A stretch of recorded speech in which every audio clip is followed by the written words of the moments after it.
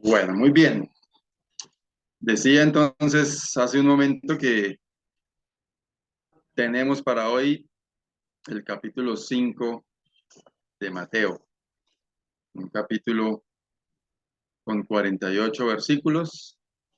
Les decía entonces que alisten una agüita aromática, una guapanelita, un cafecito con galletas, porque tenemos un estudio largo de 48 versículos. En- Cuando pusimos la lista de capítulos para enseñar, creo que algunos le tuvieron un poco de temor a los 48 versículos de poder abarcarlos en una hora. Iba a ser difícil, pero eh, es como la idea, ir cubriendo capítulo por capítulo.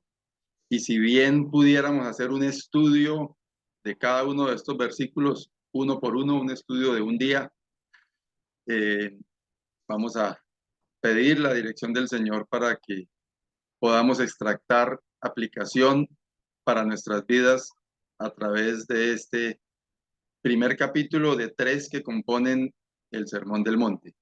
Entonces, dispongámonos en las manos del Señor.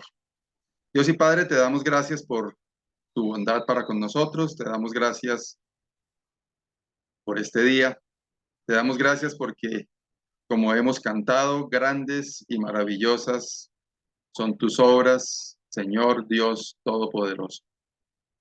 Cuando miramos a nuestro alrededor, vemos todo lo que has hecho y todo lo que haces por nosotros, y no podemos que más que exclamar con gratitud cuán grande eres nuestro Dios, y encontrarnos en este momento delante de tu presencia con el propósito de escuchar tu voz nos hace sentir también privilegiados por tu bondad, porque sabemos que tú tienes algo para darnos a cada uno a través de tu palabra y por la obra de tu Santo Espíritu.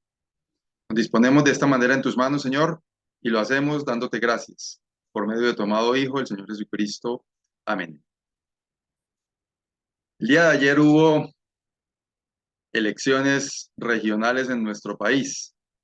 Estaban eligiendo alcaldes, gobernadores, concejales y diputados. Y sobre todo en el caso de los alcaldes y los gobernadores, eh, había en algunos casos como una expectativa especial al final del día al saber quién sería el elegido para dirigir los destinos de un municipio o de un departamento, como escucharle qué tenía para decir después de haber sido elegido. En el caso pues de Bucaramanga, algunos estaban expectantes por escuchar al nuevo mandatario de los bumangueses.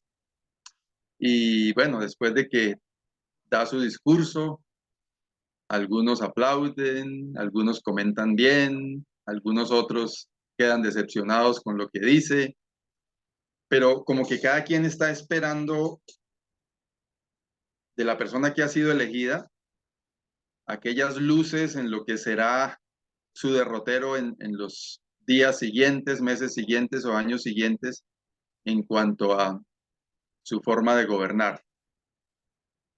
Sabemos que los judíos estaban esperando al Mesías y de quien fue llamado el rey de los judíos, el Señor Jesús.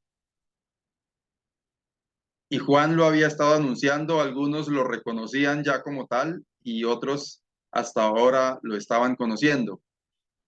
Y el Señor Jesús hace su primera aparición en su primer discurso, en este discurso que encontramos aquí, en este sermón que encontramos aquí en el capítulo 5, 6 y 7 de Mateo. Y entonces imaginémonos el entorno del momento. En una sociedad de la época en la que se vivía todo como a partir de el poder, del dominio, del control, de la guerra, y esperar al Salvador, al Mesías, al Rey de los Judíos, al Libertador, pues lo esperaban con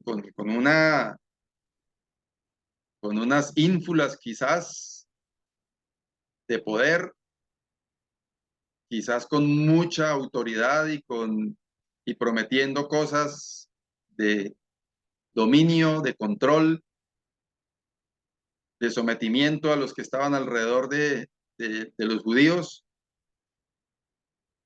Y aparece el Señor Jesús en este sermón donde sus primeras palabras en el versículo 1 dice: bienaventurados los pobres en espíritu. Perdón, el versículo 3: bienaventurados los pobres en espíritu, porque de ellos es el reino de los cielos.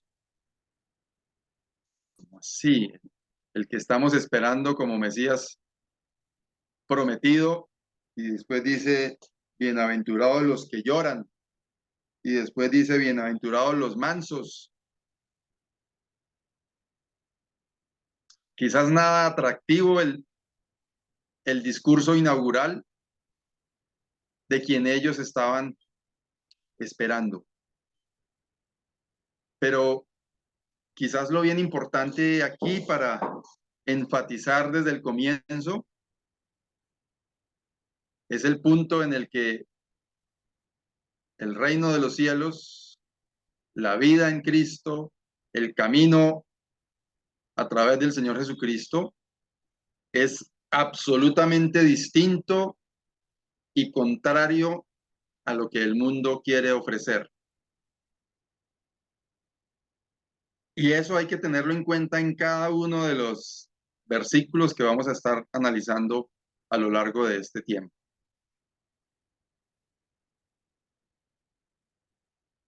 El ser humano, por su naturaleza, es arrogante, altivo, dominante, controlador.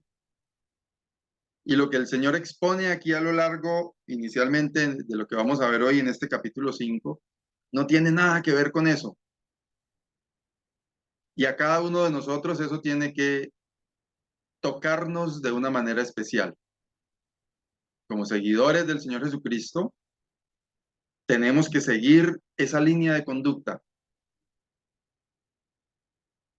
No la línea de conducta que tiene que ver con nuestra naturaleza humana, no la línea de conducta que enseña la sociedad actual, sino lo que tiene que ver con las instrucciones del Señor Jesús.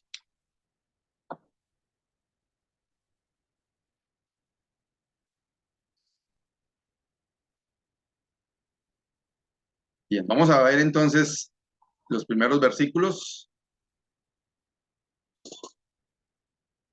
Antes de eso, la división del Sermón del Monte en cuanto a las instrucciones en el reino de los cielos, cómo debemos comportarnos consigo mismos, con cada uno de nosotros mismos, está del versículo 1 al 16 del capítulo 5, en relación con la ley, versículos 17 al 48 del capítulo 5, en relación con Dios, el capítulo 6, y en relación con los demás, el capítulo 7. Y entonces inicia en estos primeros dos versículos diciendo: viendo la multitud, subió al monte y sentándose vinieron a él sus discípulos. Y abriendo su boca, les enseñaba diciendo. En primer lugar, encontramos aquí claramente la postura del Señor Jesús como maestro. Algunos comentaristas dicen que ese "y sentándose" aparece allí claro en cuanto al sentido de sentarse, porque era la forma en que los maestros enseñaban, y lo hace ver pues en su carácter de maestro. Y en segundo lugar, deja claro esta primera entrada del capítulo 5, quiénes eran los que estaban recibiendo estas instrucciones. Dice: vinieron a él sus discípulos. Y él, el Señor Jesús, el maestro, el gran maestro, es quien está enseñando. Entonces, enseñanza directa del Señor Jesús, el maestro de maestros, para sus discípulos y por extensión para cada uno de nosotros. Y empieza entonces con lo que llamamos las bienaventuranzas. Versículos 3 al 5 dice, bienaventurados los pobres en espíritu, porque de ellos es el reino de los cielos. Bienaventurados los que lloran, porque ellos recibirán consolación. Bienaventurados los mansos, porque ellos recibirán la tierra por heredad. ¿Pudiera alguien dar a entender aquí que para entrar en el reino de los cielos se necesita ser de cabeza agachada, de decirle a todo que sí, de no hablar o de hablar más bien poco, de estar lagrimeando a toda hora? Pero lo que encontramos aquí claramente es que quien renuncia a su altivez, quien renuncia a su capacidad, quien entiende que no tiene que ver consigo mismo, sino con el Señor, es el que puede realmente ver la grandeza del reino de los cielos, quien puede realmente experimentar las bondades de nuestro soberano Dios. Un altivo en espíritu, que sería lo contrario a un pobre en espíritu. No sé si decirlo difícilmente o decir no puede ver la gloria de Dios, no puede experimentar lo que Dios tiene para darle, porque su altivez, su arrogancia, su orgullo no se lo permite. Por el contrario, lo que está dando a entendernos el Señor Jesús aquí mismo es que necesitamos despojarnos de nosotros mismos. Dice, porque de ellos es el reino de los cielos. No quiere decir esto que para entrar en el reino de los cielos se necesita ser pobre de espíritu. Es bien importante y en eso también hay que hacer claridad, que algunos piensan que el evangelio pudiera ser el sermón del monte, todas las cosas buenas y las instrucciones en términos de ética y buenas obras que hay que hacer, pero claramente está expuesto a través de la palabra de Dios que la salvación es a través del Señor Jesucristo. Somos salvos a través del Señor Jesucristo. Somos salvos reconociéndonos pecadores, aceptando al Señor Jesucristo y recibiendo el don que viene de Dios de ser hechos sus hijos a través del Señor Jesucristo, de recibirle a Él y de dejar que Él sea el que gobierna en las vidas de cada uno de nosotros. Eso es importante tenerlo claro para no quizás malentender que cumpliendo con esto tenemos entrada en el reino de los cielos, o diría alguien que no ha pasado por el filtro de recibir al Señor Jesucristo, que haciendo las buenas obras que están expuestas aquí, se entra en el reino de los cielos. Esto debe ser el llamado, porque está hablando, como vimos al comienzo, a sus discípulos, el llamado para cada uno de nosotros, entender que vemos lo que Dios tiene para darnos cuando nos bajamos de nuestra altivez. Recibimos consolación de nuestro Dios cuando entendemos que somos incapaces por nosotros mismos, cuando reconocemos nuestra debilidad. Bienaventurados los mansos, porque ellos recibirán la tierra por heredad. ¿Qué es la mansedumbre? Poder bajo control. Y es un atributo que al ser humano no le gusta. Ser manso como que no está bien visto. Y por eso hemos acuñado esa frase de yo soy manso pero no menso. Y en alguna medida se pudiera tener razón, pero lo que quiero decir al final es que la mansedumbre al ser humano naturalmente no le gusta. Al ser humano le gusta darle rienda suelta a su poder, pisotear al que se le atraviese para mostrarle que yo soy más que él. Y eso es todo lo contrario a mansedumbre. Y lo que el Señor está aquí exponiendo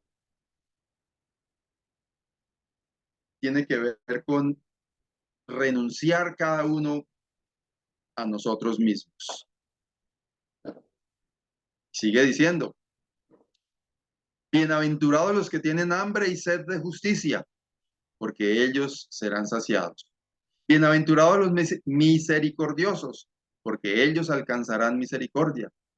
Bienaventurados los de limpio corazón, porque ellos verán a Dios.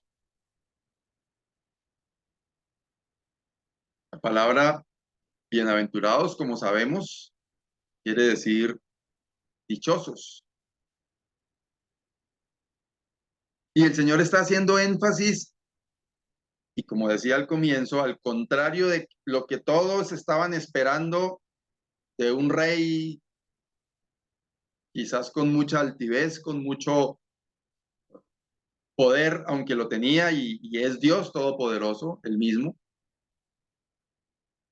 pero exponiendo que el reino de Dios, su reino, el del Señor Jesucristo, no tiene nada que ver con eso que la gente estaba esperando, sino muy por el contrario, los misericordiosos, los de limpio corazón. Y hermanos, qué importante cada uno de nosotros, quizás más adelante volver a leer estas bienaventuranzas y tomar cada uno de estos puntos y esforzarnos por entender lo que el Señor tiene para decirnos a través de cada una de estas bienaventuranzas, de cada uno de los niveles que en nuestras vidas podemos experimentar cada uno de estos atributos. Qué tan limpio está nuestro corazón, qué tan mansos somos, qué tan misericordiosos somos.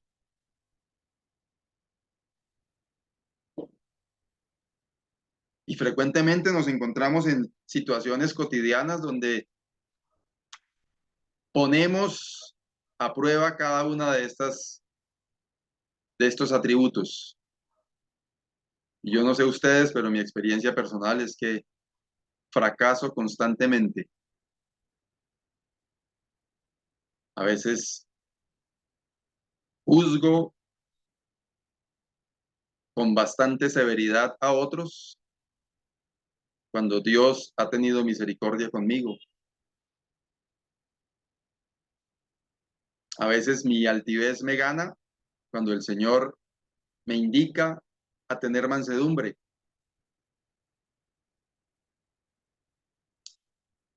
A veces el corazón no está suficientemente descontaminado y eso me lleva a malos pensamientos, a malas intenciones. Y entonces quizás estoy o tengo que concluir al final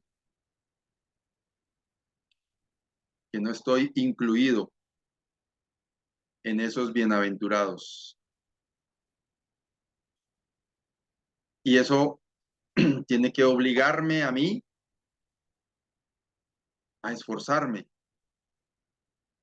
a pedir al Señor su ayuda, porque tengo que luchar contra mí mismo. Y ojalá que cada uno de nosotros podamos estar convencidos de eso, para que seamos agradables delante de Dios, vivir una vida que a Él le agrada. Versículos 9 y 10. Bienaventurados los pacificadores, porque ellos serán llamados hijos de Dios. El apóstol Pablo lo dice, en cuanto dependa de vosotros, estad en paz con todos los hombres. El ser humano, por naturaleza, no es pacificador, como estaba diciendo al comienzo, y desde aquellas épocas antiguas hasta hoy día, nos gusta la competencia. Nos gusta probar quién es mejor. Nos gusta constatar quién es más. Y eso es lo que lleva a los conflictos. Pero el Señor está diciendo en este primer discurso que quienes son bienaventurados no son los que más poder y control tienen, como pasaba en aquella época, sino los pacificadores, dice, porque ellos serán llamados hijos de Dios. Bienaventurados los que padecen persecución por causa de la justicia, porque de ellos es el reino de los cielos.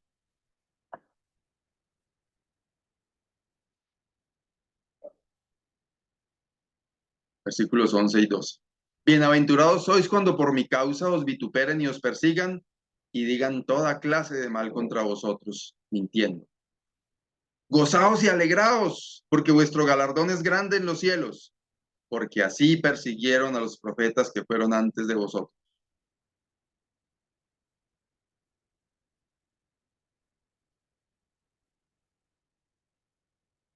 ¿Cómo se imaginan ustedes que la gente que estaba allí por curiosidad escuchando el sermón de aquel Jesús a quienes estaban promocionando como Mesías, que diga, bienaventurados cuando los persigan por mi causa, bienaventurados cuando digan toda clase de mal contra vosotros? Pero hermanos, el aliciente está en lo que sigue. Gozaos y alegraos, porque vuestro galardón es grande en los cielos. Hermanos, usted y yo tenemos que pensar en esto. Cualquier vicisitud, cualquier situación que estemos viviendo, debemos equilibrarla o contrarrestarla con el gozo de nuestro galardón, con la esperanza gloriosa que tenemos en el Señor Jesucristo. No hay otra manera de pasar con gozo por un momento difícil.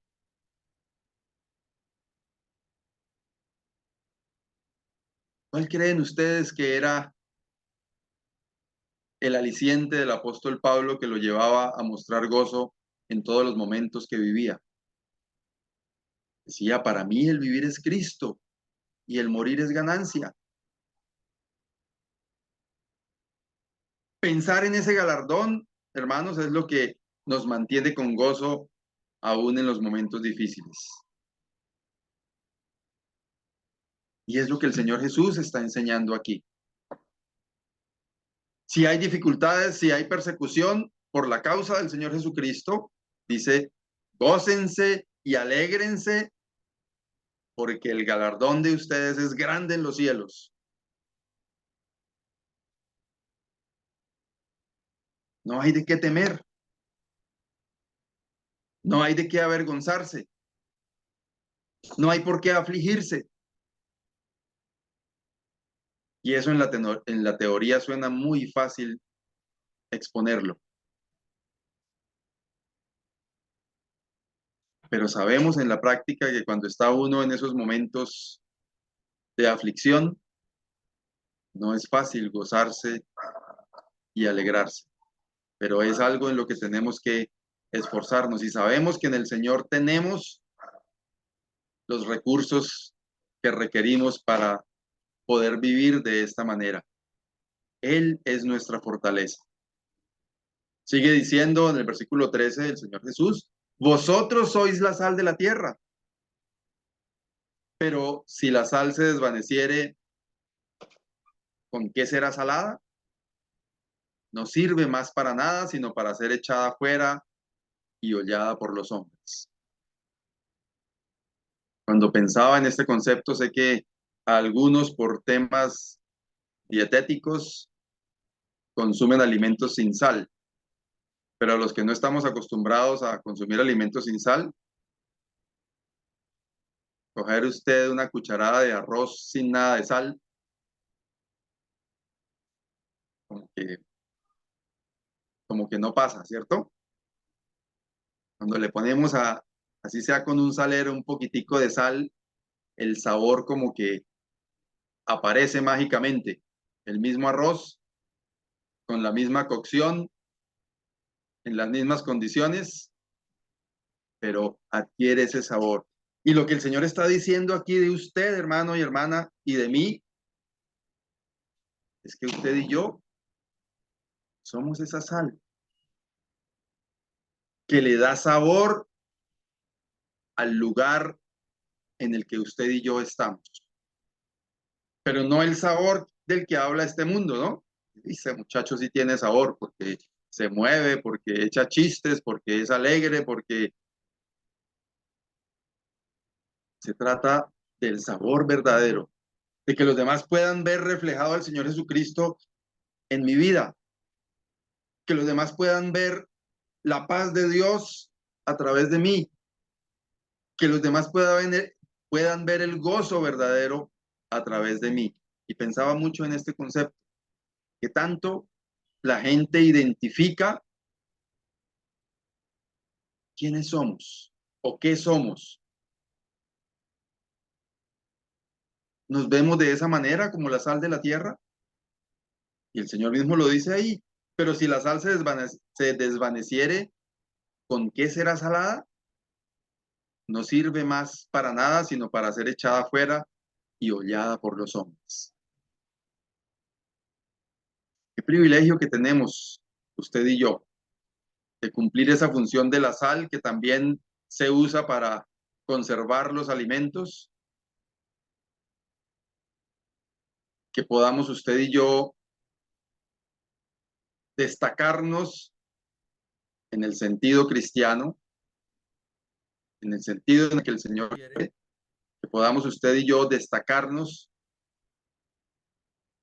en el entorno en el que vivimos. También dice el Señor Jesús, vosotros sois la luz del mundo. Una ciudad asentada sobre un monte no se puede esconder. Ni se enciende una luz y se pone debajo de un almud, sino sobre el candelero y alumbra a todos los que están en casa. Así alumbre vuestra luz delante de los hombres para que vean vuestras buenas obras y glorifiquen a vuestro Padre que está en los cielos.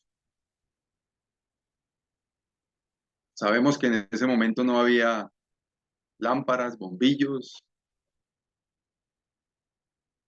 ni incandescentes, ni fluorescentes, ni de luz LED. Eran velitas. Y pensaba también en este concepto de luz del mundo. ¿Qué puede hacer uno con una luz? Con una vela, perdón. Dar luz, alumbrar, pero también yo con la vela acercándoselo a la barba del hermano Mario le prendo candela, ¿cierto? O si se lo acerco a la piel de alguien, lo quemo. Y a veces como luz del mundo, hermanos, tenemos ese comportamiento, ofendiendo a los demás, quemando a los demás. Pero a lo que estamos llamados es a alumbrar en el lugar en el que estamos. Que esa luz no esté por allá escondida como si estuviésemos avergonzados, sino que esa luz alumbre.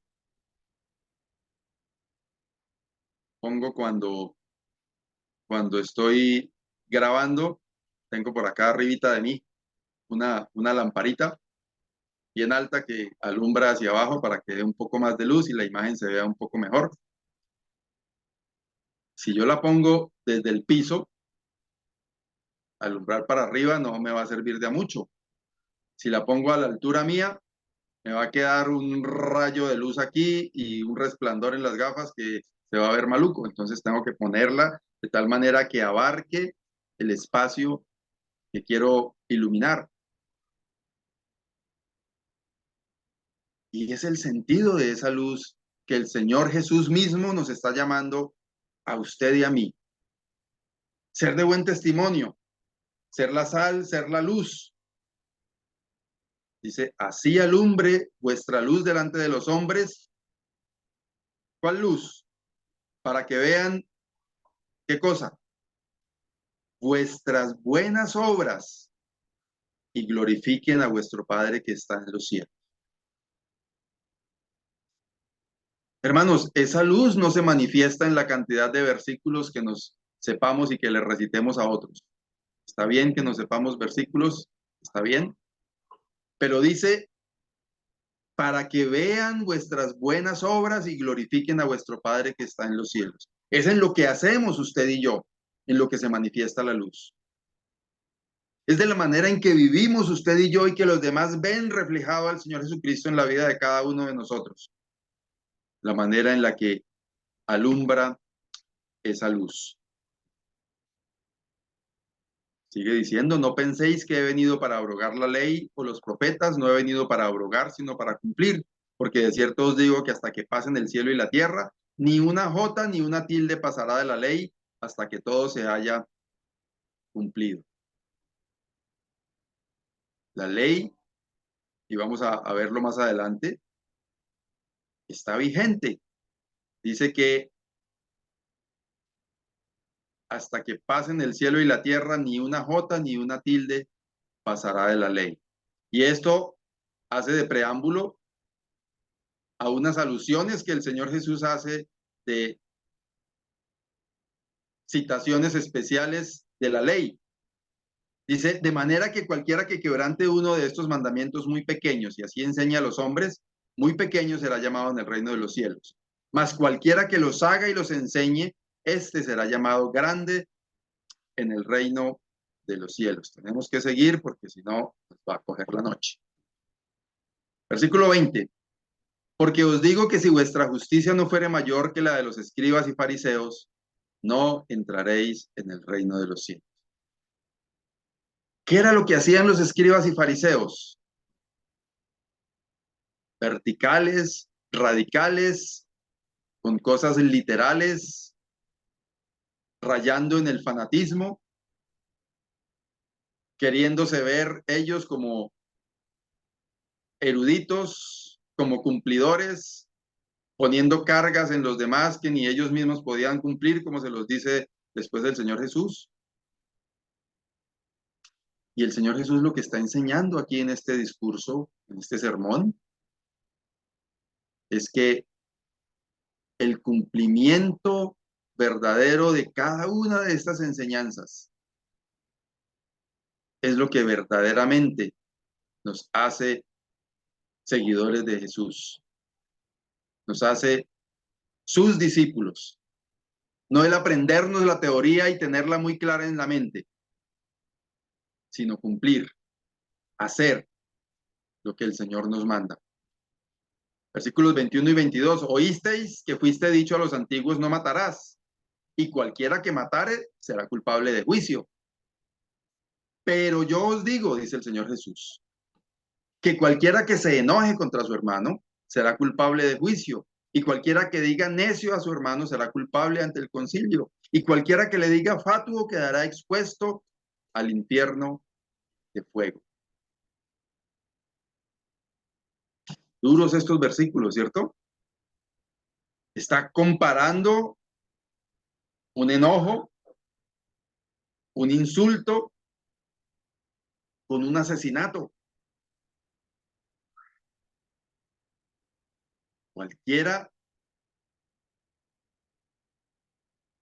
que se enoje contra su hermano será culpable de juicio.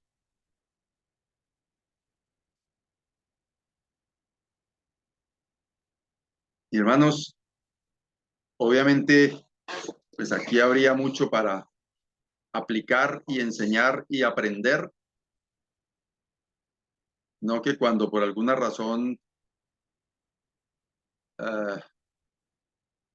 tenemos algún tipo de disgusto, ya estamos expuestos al infierno de fuego, como dice ahí, pero tiene más que ver con enojarnos que nos lleve a hacer algo contra la otra persona, insultar a la otra persona, humillar a la otra persona con palabras fuertes es tan grave como la ley no matarás. Qué importante reflexionar acerca de esto, hermanos. Versículos 23 y 24. Por tanto, si traes tu ofrenda al altar y allí te acuerdas de que tu hermano tiene algo contra ti, deja allí tu ofrenda delante del altar y anda, reconcíliate primero con tu hermano y entonces ven y presenta tu ofrenda. Si hay algo por arreglar de alguna situación, de ofensas, de enojos, de insultos, de algo que esté carcomiendo nuestro corazón, es necesario arreglarlo. Ese reconcíliate tiene que ver con una relación que está rota, dañada, maltrecha, y la invitación del Señor Jesús es a restaurarla, a arreglarla. Ponte de acuerdo, versículos 25 y 26, con tu adversario pronto, entre tanto que estás con él en el camino, no sea que el adversario te entregue al juez y el juez al alguacil y seas echado en la cárcel. De cierto te digo que no saldrás de allí hasta que pagues el último cuadrante. Vemos aquí una situación que ha trascendido, se ha complicado. Dos personas lo llama adversario, dos personas que han entrado en conflicto, eh, tanto que el consejo del Señor es arregle eso antes que se le complique, antes que eso lleve demanda para un lado, demanda para el otro y terminen enredados al final con jueces y con un fallo que lo lleve hasta la cárcel. Y ese tipo de cosas pasan. Tener cuidado con eso es el consejo del Señor Jesús y la exhortación a resolver las cosas antes que éstas trasciendan. Versículos 27 al 29. Oísteis que fue dicho, no cometerás adulterio. Pero yo os digo que cualquiera que mira a una mujer para codiciarla, ya adulteró con ella en su corazón. Por tanto, si tu ojo derecho te es ocasión de caer, sácalo y échalo de ti, pues mejor te es que se pierda uno de tus miembros y no que todo tu cuerpo sea echado al infierno. Sobre esto, pues hay muchos comentarios y obviamente entendemos que no podemos irnos a la literalidad del texto.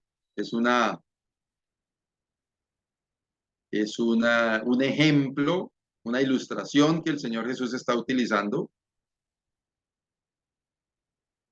Alguien de pronto pudiera llevarlo a la literalidad, pero al final lo que el Señor dice, venga, es mejor que usted mire por un solo ojo y no que por ese ojo que usted no es capaz de controlar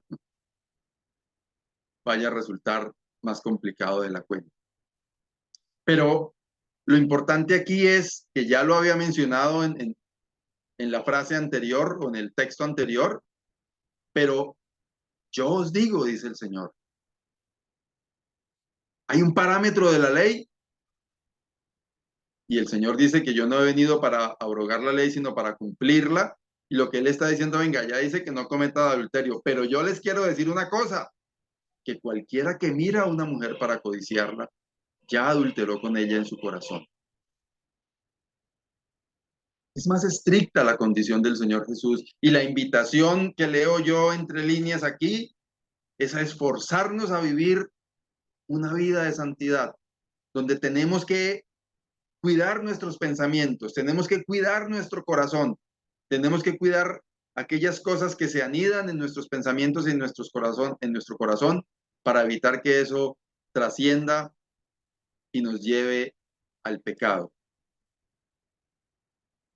Versículo 30. Si tu mano derecha te es ocasión de caer, córtala y échala de ti, pues mejor te es que se pierda uno de tus miembros y no que todo tu cuerpo sea echado al infierno. Hay que pensar sobre esto, la manera en que controlamos todo nuestro ser, porque como hemos dicho ya, la naturaleza del ser humano no tiene absolutamente nada que ver con la enseñanza del Señor Jesucristo. La naturaleza humana le gusta otro tipo de cosas y por eso tenemos cada día que ir a la palabra de Dios, cada día en comunión con el Señor, esforzarnos por controlar esa naturaleza humana, con la ayuda del Señor, obviamente. Versículos 31 y 32. También fue dicho, cualquiera que repudia a su mujer, dele carta de divorcio. Pero yo os digo que el que repudia a su mujer, a no ser por causa de fornicación, hace que ella adultere. Y el que se casa con la repudiada comete adulterio. Aquí habría para toda una conferencia de estudios bíblicos sobre estos dos versículos. Claramente, como lo dice en el Antiguo Testamento, en cuanto a que Dios repudia, aborrece el divorcio. Él creó la unión de dos personas de una forma especial y que sea para toda la vida. Entonces la invitación aquí, algunos quieren enfocarse en carta de divorcio y algunos quieren enfocarse en las otras cosas que dice, pero la idea central es no repudiar, en este caso hablándole a los varones, a su mujer, porque lo que le está diciendo es que la está exponiendo al adulterio a ella y a su vez llevando a la tercera persona que se involucre con la repudiada a cometer adulterio. Sigue diciendo, además habéis oído que fue dicho a los antiguos, no perjurarás, sino cumplirás al Señor tus juramentos. Pero yo os digo, no juréis en ninguna manera, ni por el cielo, porque es el trono de Dios. Tenemos que seguir leyendo porque los versículos siguientes está el contexto, ni por la tierra porque es el estrado de sus pies, ni por Jerusalén porque es la ciudad del gran rey, ni por tu cabeza jurarás porque no puedes hacer blanco o negro un solo cabello, pero sea vuestro hablar, sí, sí, no, no, porque lo que es más de esto, de mal procede. Creo que el énfasis de lo que el Señor expone aquí está al final. Alguien de pronto podrá querer pensar en si podemos jurar por quién o por la mamá o por el papá o por lo que no esté mencionado aquí o que si sí se puede jurar o que si no se puede jurar, pero lo que el Señor al final está diciendo es que nuestra palabra debe ser veraz, que no se valga de un juramento y muchas veces juramentos mentirosos. ¿Cuántas veces vemos a personas diciendo, mencionando el nombre de Dios inclusive y haciendo señas con sus dedos como reafirmando ese juramento y lo que están es tratando de convencer a alguien con un argumento mentiroso? La invitación del Señor, hermanos, para cada uno de nosotros es que la palabra que digamos sea veraz. Cuidado con el engaño, cuidado con las cosas que decimos que no son ciertas. Muchas veces por hacer buenos negocios decimos cosas que no son. Aseguramos cosas que sabemos que no son, pero las exponemos así para convencer a la otra persona. La invitación del Señor Jesús en ese sentido es que nuestro hablar sea veraz. Sí, sí o no, no. Porque cualquier otra cosa distinta dice de mal procede. Versículos 38 y 39. Oísteis que fue dicho ojo por ojo y diente por diente, pero yo os digo, no resistáis al que es malo. Antes a cualquiera que te hiera en la mejilla derecha, vuélvele también la otra. El sentido revanchista, el sentido de venganza, es una naturaleza humana. La ley del talión, que es lo que hace, a lo que hace referencia aquí, es antiquísima.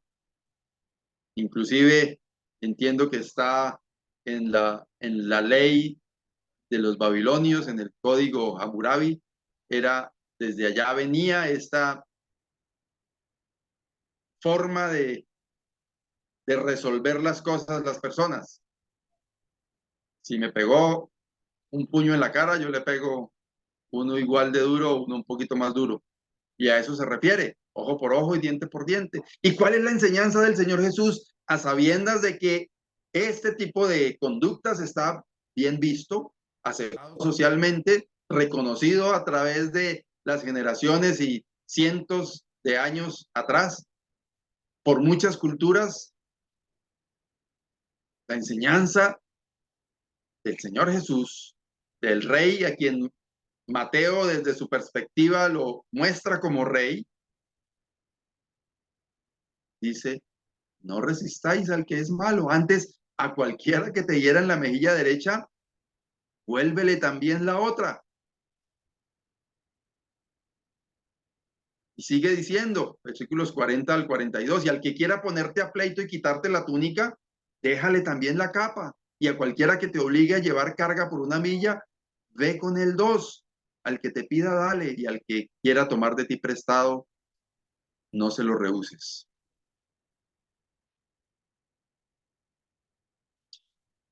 Es bastante difícil, humanamente digo, aceptar este tipo de conducta. Cuando a uno le hacen una maldad deliberadamente, adrede, es muy difícil uno humanamente poderse controlar sin devolver esa maldad a la otra persona. Pero precisamente lo que el Señor está diciendo es eso. Y antes, por el contrario, dar mucho más allá de nuestra capacidad. Al que te pida, dale, y al que quiera tomar de ti prestado, no se lo rehuses. Todo esto nos hace pensar en qué tan lejos estamos de la enseñanza de Jesús. ¿Qué tan lejos estamos de poder decir real y verazmente que somos cristianos? Que somos cristianos es porque somos seguidores de Cristo, pero ¿qué tan lejos de cumplir este discurso inaugural del Señor Jesús como el Mesías? Versículos 43 y 44. Oísteis que fue dicho: amarás a tu prójimo y aborrecerás a tu enemigo. Pero yo os digo: amad a vuestros enemigos. ¿A quién le cae bien esa instrucción? Bendecid a los que os maldicen. Fácil. Haced bien a los que os aborrecen. ¿Está dispuesto? ¿Está dispuesta a hacerlo? Y orad por los que os ultrajan y os persiguen. ¿Sí? ¿Se acuerda por las mañanas en sus oraciones del que le hizo la maldad la semana pasada de orar por él? Del que lo tumbó en el negocio, rogarle al Señor que Dios lo bendiga. No es fácil, ¿cierto? Pero es la instrucción del Señor. Es lo que el Señor quiere de usted y de mí, como verdaderos seguidores de Él. Que podamos vivir una vida que agrada a Dios, haciendo lo que Él quiere que hagamos. Amarás a tu prójimo y aborrecerás a tu enemigo. Era la instrucción de la ley. Pero la instrucción del Señor Jesús: amad a vuestros enemigos, bendecid a los que os maldicen, haced bien a los que os aborrecen y orad por los que os ultrajan y os persiguen. Una tarea de este versículo, apúntenlo ahí en sus agendas. Empezar a orar por todas aquellas personas que nos caen mal. En el trabajo, por aquel que nos carga bronca, por el jefe que no le da permiso cuando usted necesita un permiso para ir a una conferencia o a una actividad especial, por el compañero que es bastante complicado y, como dicen los muchachos, que lo lleva en la mala. Por ese, empezar a orar. Es lo que el Señor quiere que hagamos.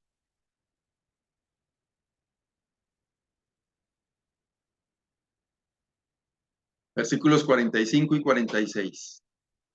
Para que seáis hijos de vuestro Dios Padre que está en, hijos de vuestro Padre que está en los cielos, que hace salir su sol sobre malos y buenos y que hace llover sobre justos e injustos. Porque si amáis a los que os aman, ¿qué recompensa tendréis? ¿No hacen también lo mismo los publicanos? Aquí lo que quiere decir no es que si oramos por el que me aborrece, que con eso puedo ser hecho hijo de Dios. No, para ser hecho hijo de Dios se requiere aceptar al Señor Jesucristo como nuestro suficiente Salvador. Aquí lo que está queriendo decir es que la manera en la que mostramos el carácter de Dios en nosotros mismos es haciendo lo que Dios hace o algo equivalente a lo que Dios hace. Que Dios hace llover sobre malos y buenos, sobre justos e injustos. Perdón, que hace salir el sol sobre malos y buenos y que hace llover sobre justos e injustos. Que nosotros podamos expresar la bondad de Dios a través de nosotros con todas las personas que están a nuestro alrededor, inclusive con los que no tienen un buen comportamiento con nosotros. Dice, porque si amáis a los que os aman, ¿qué recompensa tendréis? O sea, como quien dice, qué gracia. Eso lo hace todo el mundo. Y si notamos en cada uno de los puntos que hemos visto en esta noche, hermanos y hermanas, el llamado es a ser diferentes. El llamado es a salirnos de la corriente de este mundo. El llamado es a salirnos de la tendencia, de la cultura, de las costumbres que tiene este mundo y a comportarnos como verdaderos hijos de Dios. ¿Qué recompensa tendréis? Dice el Señor. ¿No hacen también lo mismo los publicanos?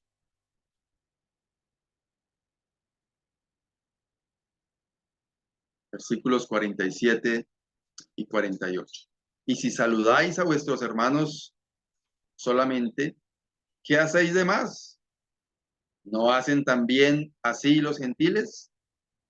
Sed pues vosotros perfectos, como vuestro Padre que está en los cielos es perfecto. Y hermanos, qué bueno poder tener esta instrucción del mismo Señor Jesucristo, que no se nos olvide lo que leímos en el primer versículo, que fue Él el que se sentó, dice, viendo la multitud, subió al monte y sentándose, vinieron a él sus discípulos y abriendo su boca les enseñaba diciendo, Él mismo enseñando a sus discípulos. Pero que no se quede eso como una bonita teoría que podemos quizás tener en un afiche pegado en algún lugar de nuestra casa o en un señalador metido en nuestras Biblias. Al final del Sermón del Monte, en el capítulo 7, versículo 24, dice, cualquiera pues que me oye estas palabras y las hace, le compararé con un hombre prudente. Ahí es donde está realmente el secreto del asunto. Cualquiera que me oye estas palabras y las hace. Al final del Sermón del Monte, el versículo 28 del capítulo 7 dice, y cuando terminó Jesús estas palabras, la gente se admiraba de su doctrina, porque les enseñaba como quien tiene autoridad y no como los escribas. El Señor Jesús tiene toda autoridad para enseñarnos. Y cada una de estas instrucciones son para usted, son para mí. Y lo que el Señor al final, digamos, en el panorama general de todo este capítulo quiere decirnos es que tenemos que ser diferentes. Tenemos que comportarnos de una manera distinta a como es la costumbre de este mundo. y como es la naturaleza humana que está en cada uno de nosotros.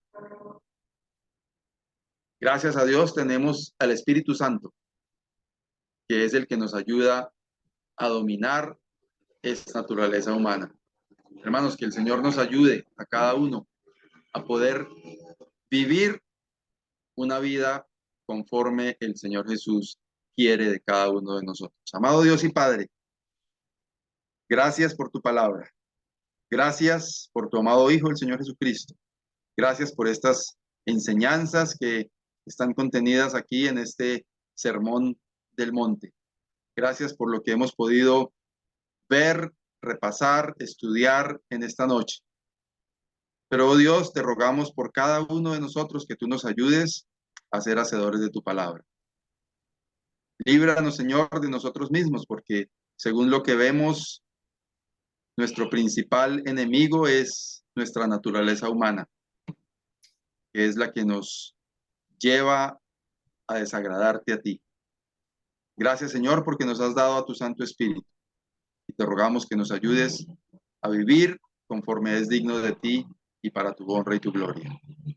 En el nombre del Señor Jesús te lo pedimos y te damos gracias. Amén. Amén. Amén. Buenas noches, hermanos. Señor les bendiga. Gracias. Gracias, hermano Saúl. Señor lo bendiga siempre.